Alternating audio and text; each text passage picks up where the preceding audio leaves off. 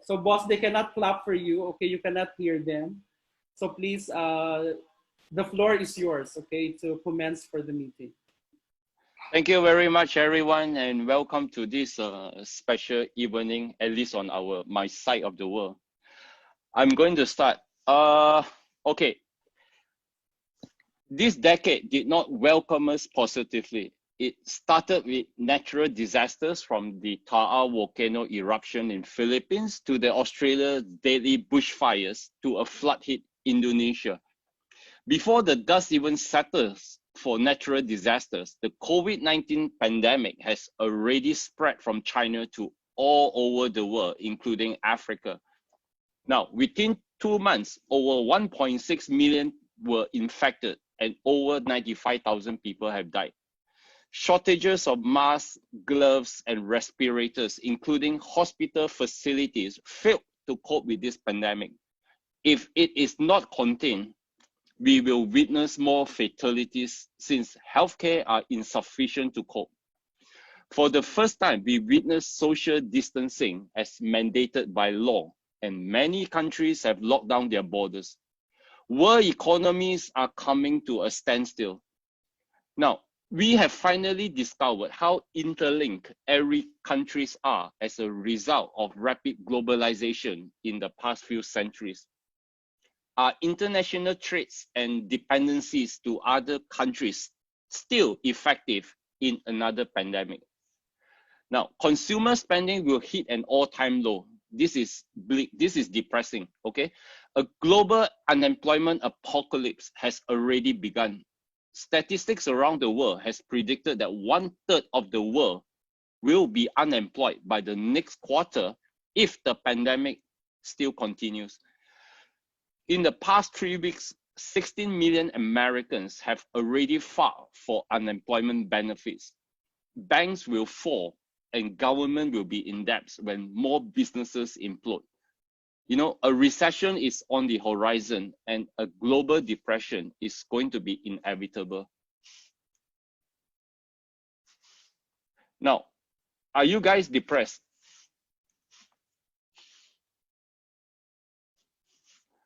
Are you guys depressed? I am surely not. I am a positive person who sees an opportunity in these numbers. Now, network marketing has traditionally been a job security backup in these depressing times. You know, Singapore Airlines has been one of the most profitable airlines in the world.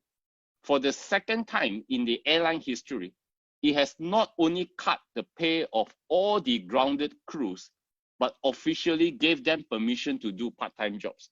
The first time it happened was in 2003 during the SARS outbreak. It is no longer unprecedented, and it is charting a way for more suffering conglomerates to deal with their grounded employees. Now, like I said, I am an optimistic person and I see opportunity in crisis. If you can see what I see, then you know where to look when you're recruiting. Do you know how many times I've been asked, how do I see Emery recovering after the lockdown and crisis? My answer is simple.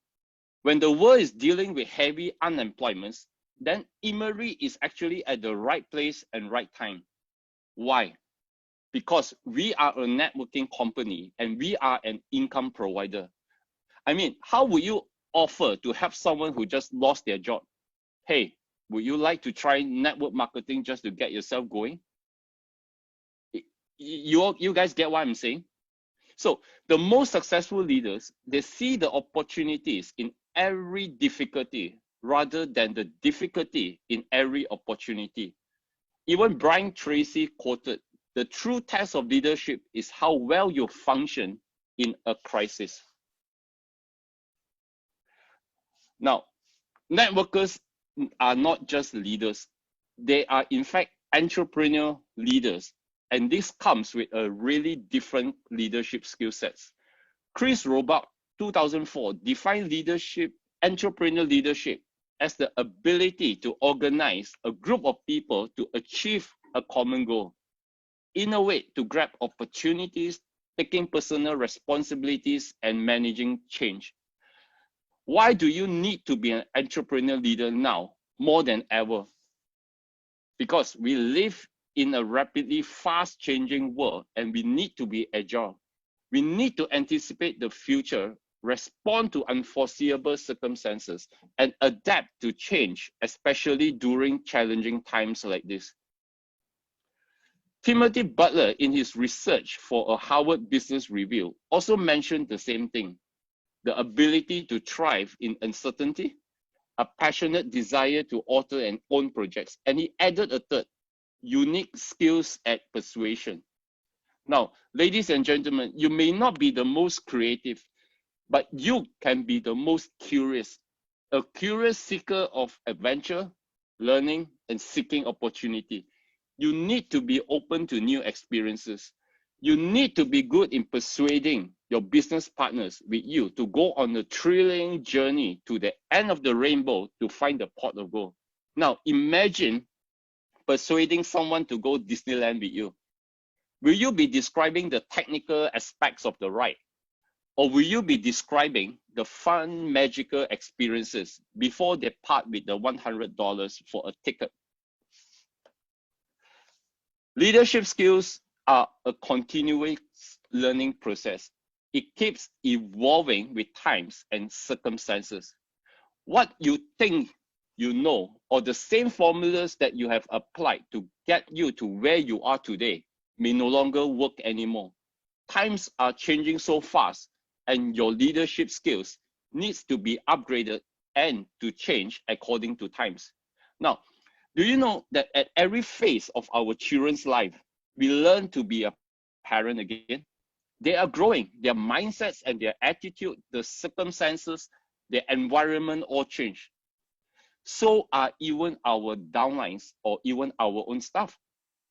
We can't have that same motivational or inspirational talk we have with them when they're just starting out. As Michael Scott once said, the day we stop learning is the day we die. Things will change because priorities change. Or you can let things change, but your priorities remains the same. You can continue to prioritize on luxuries when you lost your job. Or you can change priorities to saving instead. And when you prioritize saving money, then things will change according to the new direction you take. Now, with this pandemic, world leaders have now discovered how vulnerable we are. We now know that it doesn't take a nuclear bomb to wipe humanity to oblivion. All it takes is an airborne virus to do the job more effectively without destroying civilization structures. Questions that countries' leaders should ask themselves right now are whether their medical facilities are sufficient to treat a larger portion of their citizens without relying on external help, who are actually in shortages themselves. In their next budget allocation, will they divert more taxpayer money to equip hospitals, or will they still be equipping their military instead? Being vulnerable is a wake-up call for all the world leaders and even for us, an epiphany. We have become so vulnerable that we need to change now. For the rest of the population, a new awareness will rise, and that is health is more important than anything else. The past century has seen the world compromising their health for wealth. But this pandemic has taught us that wealth is immaterial when the economy is at a lockdown. And even money will not buy you a bed in an overcrowded hospital. It has taught us that we need to keep our body immunity strong at all times, and that the very young and the aged needs to keep it even stronger. This new awareness will even question a person's logic in spending on luxuries. I mean, your $5,000 Louis Vuitton handbag will still be in a lockup inside your cabinet during a lockdown. Emery will and must be ready to tap on this new awareness for health. You don't even need to try that hard today. People will understand how important it is now. I am talking about the opportunity rather than looking at the crisis of the pandemic. You see, the new world is not about robots running the world and enslaving us, like a scene from the Terminator. It is but different priorities. The fourth action may take a backseat for the world to reorganize, to re-strategize its priorities. What's the point of self-driving cars when we are isolated in a movement control order? Would designing a cheap and more effective respirator be better instead today? Welcome to the new decade with a new set of eyes and mindset. Don't hurl abuse and curse and speculate conspiracy theories on what's going on. I know there are a lot of rumors about saying that the virus has been designed by China or even in America, but we are not here to make that kind of judgment. Okay, with new eyes and a new mindset, only we are able to grasp opportunities from the problems facing the world today. I call it striving in chaos. Now, to welcome the new world, we need to quit our old mindsets, our old ways of understanding and doing things. But the problem is that people are not prone to quitting their old ways. Here are 3 reasons why. The first is the social stigma that quitters are for losers. How many times have you heard that since you were young? Winners never quit. This actually prevented many from not even quitting when the odds are against them. Now, the second is called the sunk cost. Sunk cost is basically the time or money that you have invested on a project or anything. So it is not economically viable to quit after the investment is made. It is also known as the Concorde fallacy. I mean, those who are my age, you will remember the Concorde. The Concorde is actually the fastest plane on Earth, traveling twice the speed of sound at 1,354 miles per hour. That is 6 times the average speed of a Ferrari, which travels at 200 miles per hour. Now, in 1969, it has a development cost of almost 1.6 billion Great British pounds. At that time, it was hailed as an engineering marvel and a flight of the future. But you know what happened? It was retired on April 10, 2003 by British Airways and Air France. Reasons?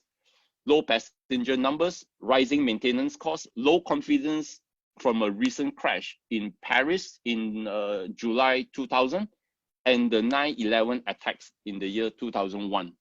So the Concorde fallacy is the idea that you should continue to spend money on a project or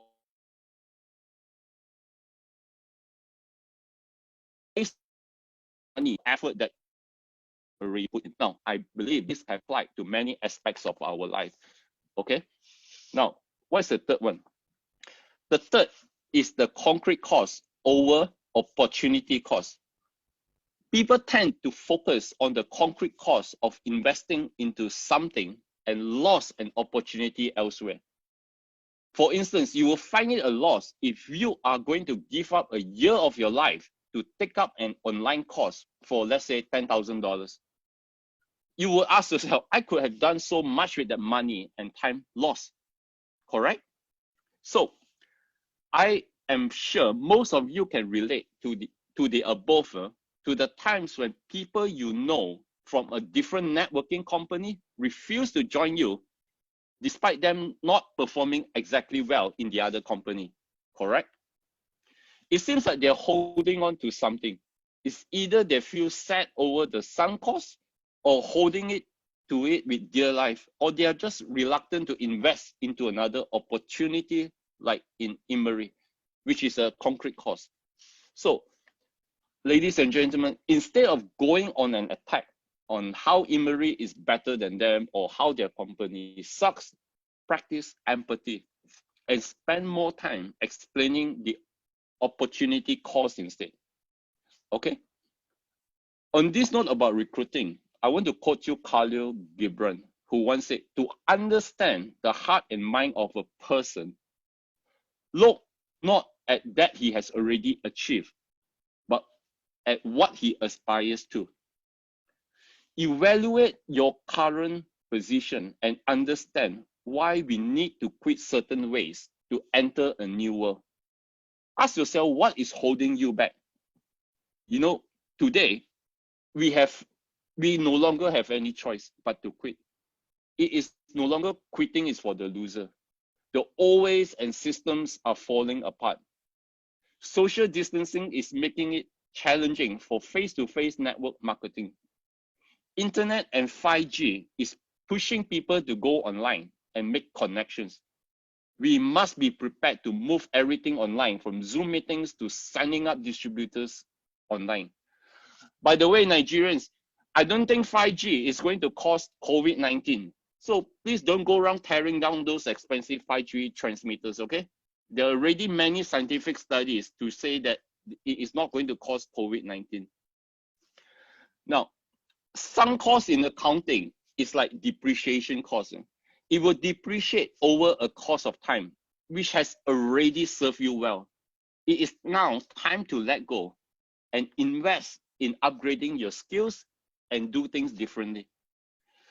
So, in short, how do you know when you should quit something? To me, there are always two reasons. Number one, if you are stuck in a project or a relationship or a mindset that isn't working anymore. Number two, when the opportunity cost outweighs the sunk cost. Okay? So the question remains, how do we determine whether an opportunity cost outweighs the sunk cost? How do we trust that we can invest in an opportunity cost? Simple. I am guided by the proven future. Let me share this with you, ladies and gentlemen. Over the course of my life, I have many regrets. One of them is that I have failed to work on wild ideas 20 years ago, which today I witnessed that it was already done by others and they became superbly rich. If only I could turn back the clock, I would have done things differently. Grabs onto the opportunity. Now, Jack Ma, he didn't know anything about computers before he embarked on building Alibaba. But what he saw in America about the internet inspired him. He saw the future. But he was living in a pre-open door, not friendly business China. He could tell himself that China is still living in the past. Or he could actually learn about the internet and build the future. He was guided by what he saw in the proven future. He invested. He dwelled into it full time and he persevered. He eventually built a multi-billion-dollar company. And you know what? He didn't even invent the internet. Now, what I'm saying is, most of you do not need to be a Jack Ma of Africa. You can simply become one of the successful, rich online merchants that have put their faith in the future that Jack Ma has built. Just like Imari, we came to Africa with a state-of-the-art system that allows everyone to conduct their business online, including cashless payment, stock deliveries, even real-time bonuses. Do you know we are at least 1 or 2 generations ahead of our competitors in terms of investment into an IT system just like this? Now, are we ahead of our time, or do you still believe we are living in the past? When competition are trying to catch up, we are pulling away further. We are not investing on it now during the crisis. We already invested 3 years ago. You know what? Imari China is ahead in sophisticated technological adoption. And us, Africa and Middle East, we already have the software ready, waiting to be deployed. You know what? As I am speaking now, Imari China is actually pulling away further with Immer Select. It is a new platform. But for now, let me just call it the Alibaba of MLM systems. Okay? I won't be revealing too much for now because I'm waiting for the final prototype to be tweaked in China so that I will bring it to Africa and the Middle East market. You know, the world today needs a new utopia, a hope for our future that comes in the right opportunity. As I have shared in one of my posts, if you guys follow, COVID-19 is an opportunity for the world to create a new utopia. It is our hope this lifetime to raise awareness and create a better healthcare and preventions for our next generations. If not, we are living the nightmare of a dystopian future today. Hope is the biggest reason why we are alive. Hope is where we seek the right opportunity and act on it. Hope is knowing when to change or when to quit. Hope is about giving our children a better future. You know, after this seminar, I can only pray that if you want to become a better leader and be successful, make that decision now. People who depend on you, your family, your community, even your downlines, needs to know that, because that is the future of utopia that you are going to give them. They deserve an answer to what kind of life that you're giving them when you decide now. It is no longer a self-declaration or New Year resolution about losing weight or to quit smoking. It is about the life that you're not only giving yourself, but to your family and your next generation. Once you make that important decision, please, no more excuses. Do you know, all of us are always an expert in people's life. I can tell from my neighbor, I can tell my cousins, I can tell anyone on the streets why they are successful, why they are not. We can tell without blinking an eye on why someone is successful or not even successful.